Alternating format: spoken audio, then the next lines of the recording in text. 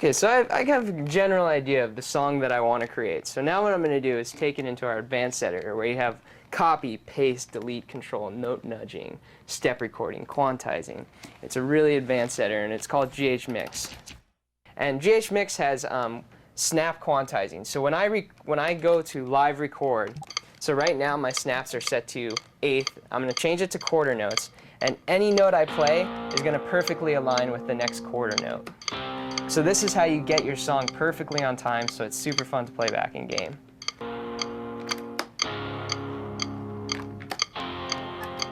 Now if you see, I kind of missed that measure. So what I'm going to do is nudge that note a little bit backwards. So I'm going to change my direction of the nudge tool, and the nudge tool just pushes notes. So I can push all the notes of the song to make room for a chorus or something, or I could just nudge that one note backwards a little bit. So I'm going to nudge it back. And so now it's perfectly aligned with the measure. And I'm going to go ahead and step record a note in. And step recording essentially places a note where your play line is, and then skips you ahead the amount your snap is set to. So what I can do is just create a series of eighth notes just by step recording in and just playing a bunch of notes. So for the drums, what I'm going to use is the drum machine. And essentially what the drum machine is all you do is you hold a button down and you get a riff going, a drum loop, essentially. And these drum loops are always playing back. And all you have to do to change your drum loop is just press a different button, and it plugs into that drum loop. You'll always be on beat, and when you record these notes, they'll always be perfectly in time. And if you touch the touch strip, it kind of modifies the drum loop in some way. So, for example, the green touch strip button drops out everything except for the kick. So it's pretty fun to mess around with that. And these upper touch strip buttons kind of add little solo notes to the drum loop.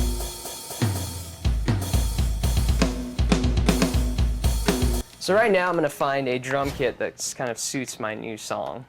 Each drum kit has a normal drum kit and then a complementary percussion kit. So I'm also going to set my my loops, so the loops that are playing with the drum machine.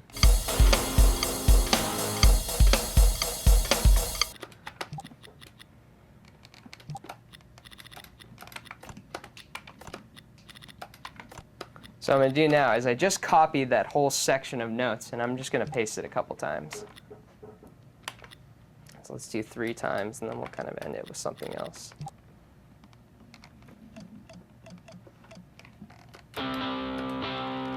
So I kind of have a rhythm and a drum track, so now I'm going to throw some keyboard on it.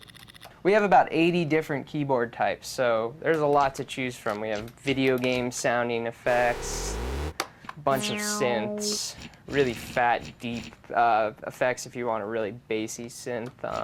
So I'm going to set my snap to 16th note triplets because I recorded my rhythm guitar part in 8th note triplets. So when I step record this in, it's going to skip ahead a 16th note triplet every time I step record in a note. So I'm in the step record tool.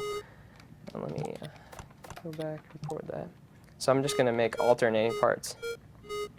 So I kind of like what I'm doing there, but let me redo it. So what I'm going to do is use the delete tool. And essentially the red section you see is me deleting an area of that song. Okay, so let's say I like that keyboard part. I'm using the copy tool now, which I'm just going to select that area that I just recorded for the keyboard, skip to the end of my keyboard part, and just paste it down.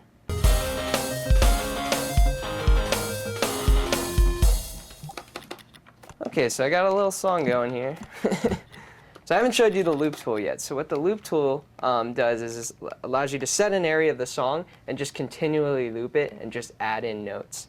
So I can just keep hearing 1 measure, 2 measures back and just keep recording in notes to that track. So I'm going to set a 2-bar loop, so 2 measures. And I'm going to go into live record with the rhythm guitar. I'll just keep listening to that loop, try to get something going. So I'm just going to really quickly kind of record an ending to that song.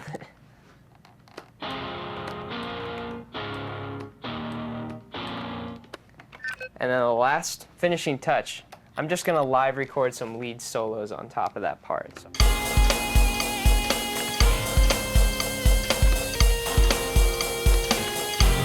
So I'm going to play back the song in-game using the rhythm guitar.